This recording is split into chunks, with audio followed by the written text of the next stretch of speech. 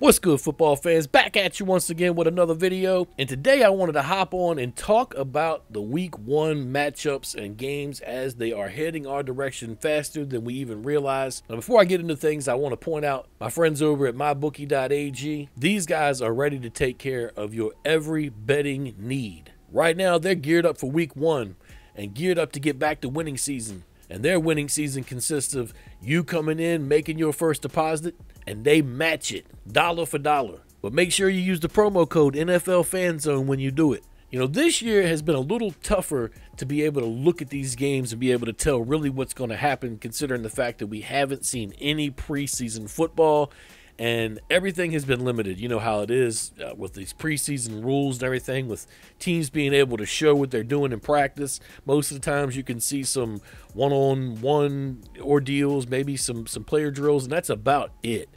Other than that, you've had to listen to your beat writer or your beat reporter tell you, in pieces what they know, and a lot of times that's not a lot. When they go inside to work out, the writers can't even go in the bubbles with them because of COVID restrictions about people being inside the building. So this has been probably the oddest offseason that I could remember in my entire life. So these week 1 picks are going to be, a little tough to call. Week 2, I should be a little bit more honed in. We'll start right off. Thursday Night Football, Houston Texans versus the Kansas City Chiefs. Now, I've got no reason to believe that the Kansas City Chiefs won't come out and just run all over top of Houston when it comes to putting points on the board.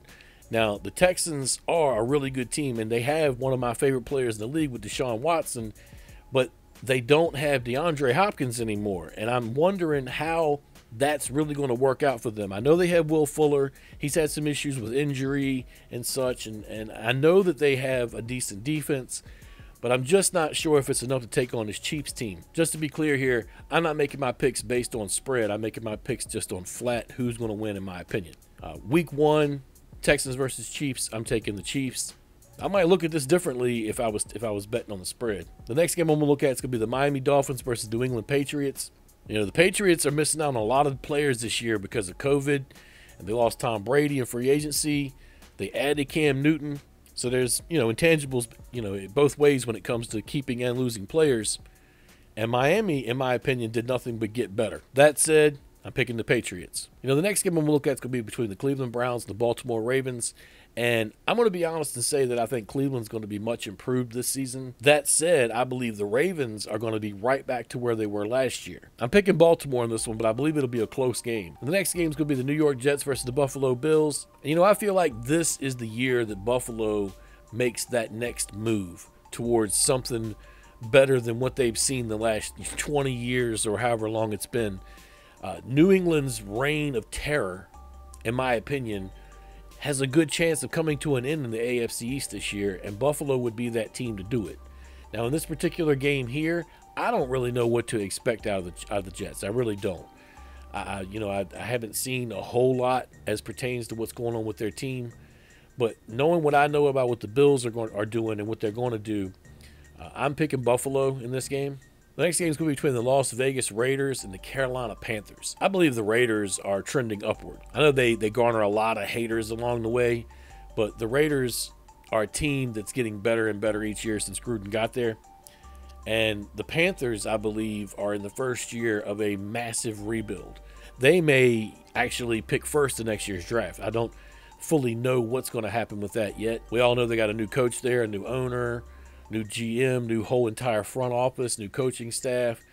It's going to be, a wait and see kind of thing with Carolina. I think it's going to take a little while for them to rebuild that culture and try to do everything they want to do there. Not that I think Ron Rivera had a very bad culture there. It's just that they have to start over from scratch. As far as the game goes, I feel like the Raiders should win that game. And the next game I'm going to take a look at is going to be the Seattle Seahawks versus the Atlanta Falcons. It's hard to judge the Atlanta Falcons based off of 2019 because they started out so poorly and then ended pretty strong. They also added Todd Gurley in the offseason. Then you take a look at Seattle and see that they're still pretty much the same team that is tough enough to do it last year and the year before, and I don't believe they're going to fall off much this year either.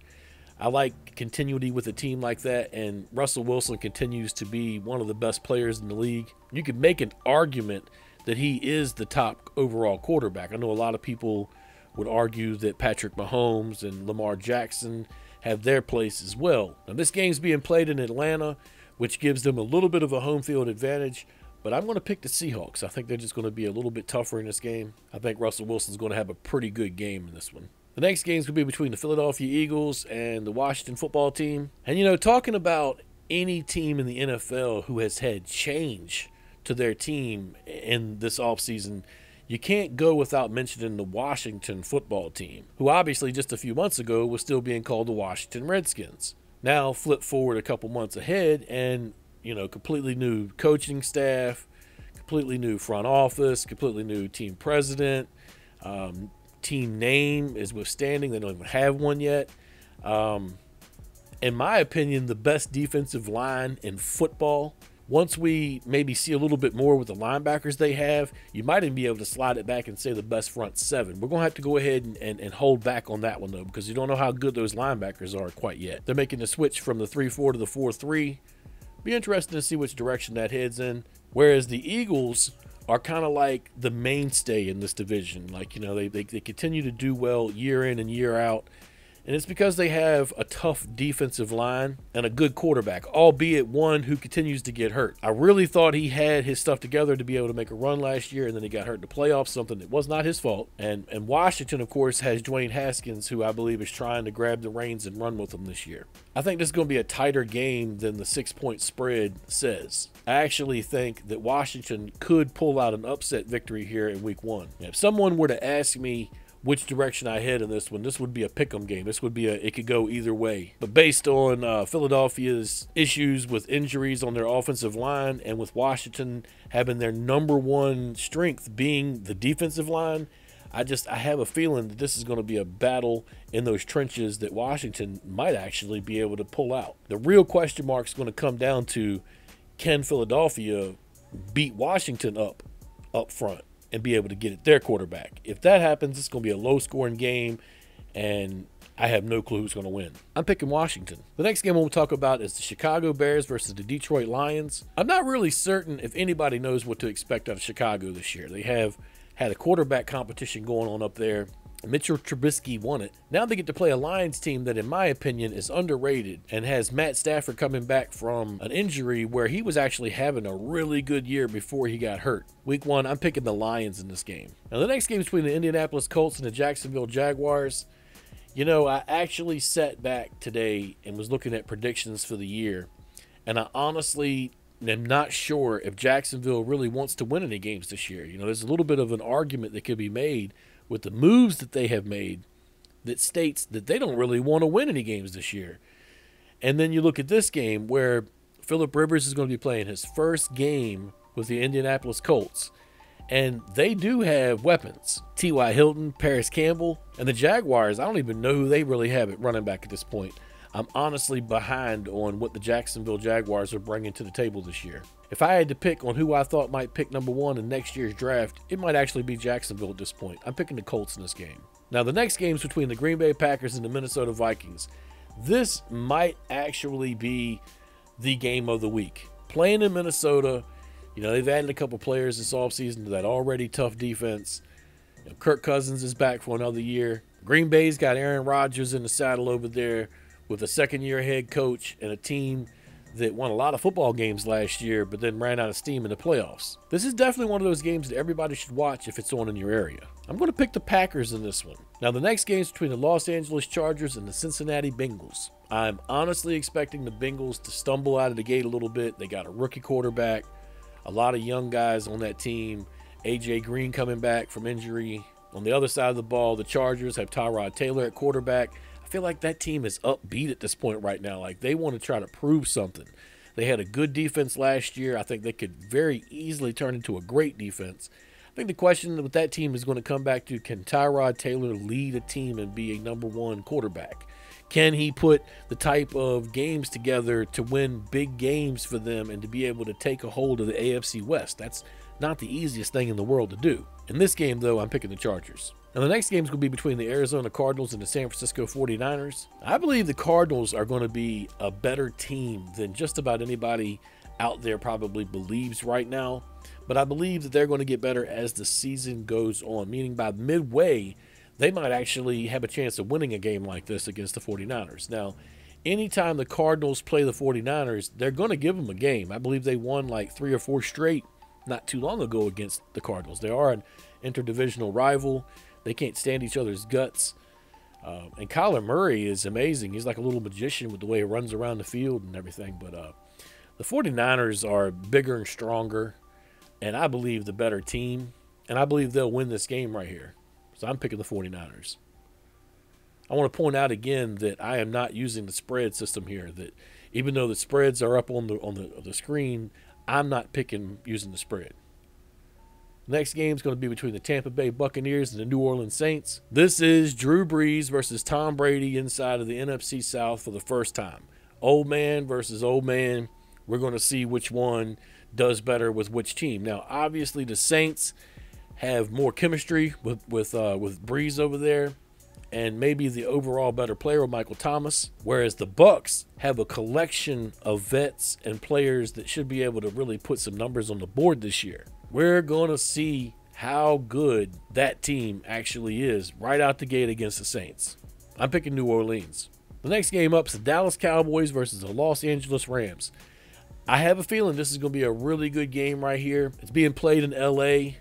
You know, the Cowboys, just about like almost every other year, all offseason, everybody's just been going goo-goo and gaga over how many weapons they have and how many good players they have. And, you know, the whole conversation this offseason was about Dak Prescott and his contract when it came to, you know, football talk anyway, but away from COVID and everything else. But here we are as the season is starting, and these guys have supposedly 3 receivers that the media is telling everybody is going to get 1,000 yards receiving. That's a lot of pressure to put on Dak Prescott's shoulders. And he's already making a ton of money, which puts a ton of pressure on there, and only on a 1-year deal. So if he gets hurt, he really has no insurance policy. So I kind of feel for Dak at this point, man. He's got the weight of the world on his shoulders, and all Cowboy fans want to win now. Every year. That's not you know, we could win in 2 years thing. It's an every year thing with Cowboy fans. And the Rams are a team looking to rebound after a bad 2019 in their eyes. First game at home in the season 2 for LA. I'm taking LA. The next game is the first Monday Night Football game with the Pittsburgh Steelers traveling to take on the New York Giants. I feel like this is going to be a big year for Ben Roethlisberger coming back off of that elbow injury. And I do feel like the Giants have improved. I just don't know how much they've improved in terms of wins and losses quite yet. I know their offense should be on the uprise. I like the pieces they have over there. Saquon Barkley is a stud. As long as they can build around him, and now that they have Jason Garrett to make the play calling over there actually work for their team, I believe that team might be able to go places. The question's going to come on how good of a defense do they have, and how long will it take them to get better on that side of the ball. If the answer is the entire season, they're going to struggle, obviously. Pittsburgh, on the other hand, with Minkah Fitzpatrick coming in last year, really surprised me. You know, after they lost Roethlisberger early on, they had like the duck caller out there. I forget his name now, but they had a lot of players that nobody really ever heard of. Juju Smith-Schuster didn't even have a good season. You know, they ended up doing okay down the stretch, a lot better than anybody really thought they would. I remember thinking to myself after they traded for Fitzpatrick, thinking that they must be crazy trading their number 1 pick, because I figured they wouldn't win no more than 3 or 4 games with Roethlisberger out. That said, I'm picking Pittsburgh in this game. I do expect Daniel Jones to put some numbers up, though. And let's take a look at the last game of the week. It will be another Monday Night Football game. This one's between the Tennessee Titans and the Denver Broncos. One thing to point out real quick, Von Miller did get injured, and they're saying he's going to miss the entire season, so that hurts Denver bad as far as defensively. I believe the Titans will be a team that will do a lot of things this year. Derrick Henry is a complete monster, but I think this is going to be a pretty close game here, and the spread agrees with me. But I view this as a pretty close game here. I'm going to pick the Titans in this one. Okay, so a quick review of my picks. I picked the Chiefs over the Texans, the Seahawks over the Falcons, the Bills over the Jets, the Lions over the Bears, the Ravens over the Browns, the Packers over the Vikings, the Colts over the Jaguars, the Raiders over the Panthers, the Patriots over the Dolphins, Washington over the Eagles, the Chargers over the Bengals, the Saints over the Bucks, The 49ers over the Cardinals, the Rams over the Cowboys, the Steelers over the Giants, and the Titans over the Broncos. Real quick before you click off the video, let me know your picks down in the comments. I'm interested to see what everybody is looking at this week and how you guys are looking at these games this week. With all this COVID situation and this offseason being the oddest thing I've ever had to endure since I've been a fan, I was just kind of wondering what everybody else might have been thinking looking at what we've seen this offseason. That's about all I got. Y'all take it easy. Peace. You know, I wanted to take a minute and tell you guys about our newest sponsor, MyBookie.ag. These guys are geared towards meeting your every betting need in 2020, and right now they're getting back to winning season. Now, just what is winning season, you might ask? Well, winning season means doubling your first deposit over at MyBookie.ag. They have all types of contests as well as straight bets. So get on over to MyBookie.ag and celebrate the new NFL season. Now, make sure to use our promo code, the NFL Fanzone promo code, to double your first deposit. New players get up to $1,000 in free play. It really is that simple. You make your picks, you win big, you collect your cash.